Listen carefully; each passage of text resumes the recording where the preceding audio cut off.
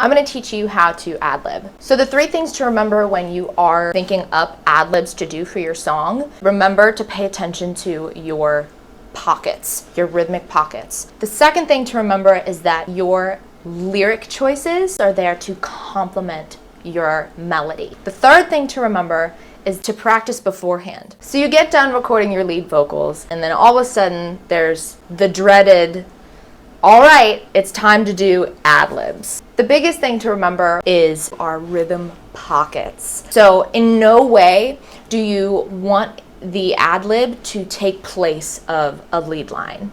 That's less of an ad-lib and more of, okay, now our melody is gonna go up or down, right? An ad-lib is there to complement this melody. So instead of singing over the melody line, we kind of need to go back and reset ourselves, recalibrate our rhythms so that we're finding those empty spaces in the track where we are not singing and finding something to kind of fit in the background of the song that isn't necessarily a background vocal or a harmony. Ariana Grande does a really good job of finding her pockets. She's not starting her ad-libs right when a melodic line would start.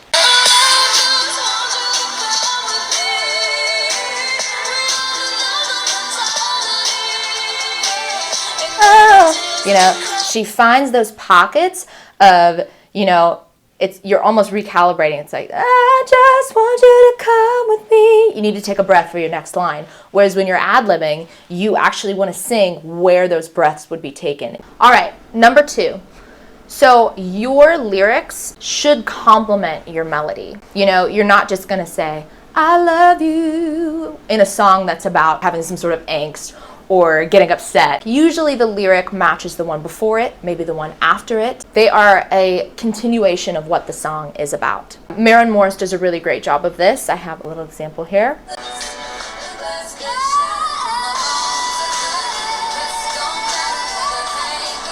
There we go.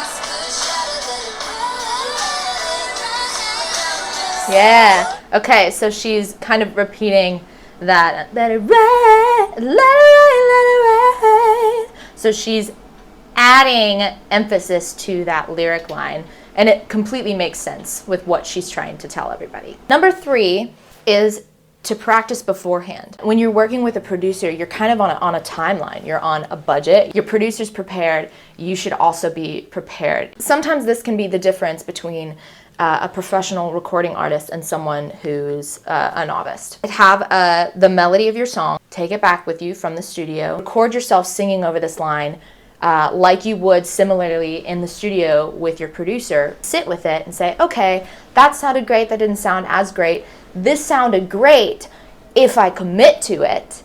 And that's the difference. You can go in and already have these great ideas, and then it's just going to start flowing from there. But having a strong base and not feeling like a deer in the headlights when someone says, oh, I need you to ad-lib here, that's just going to add to the fruitfulness of your recording session. Thanks, guys. I hope this helps. Always remember that your ad-libs are an extension of your emotion, and so let that lead you through the song. Don't necessarily start with a bunch of ad-libs at the beginning. Allow them to gradually increase as your emotion and story unfold.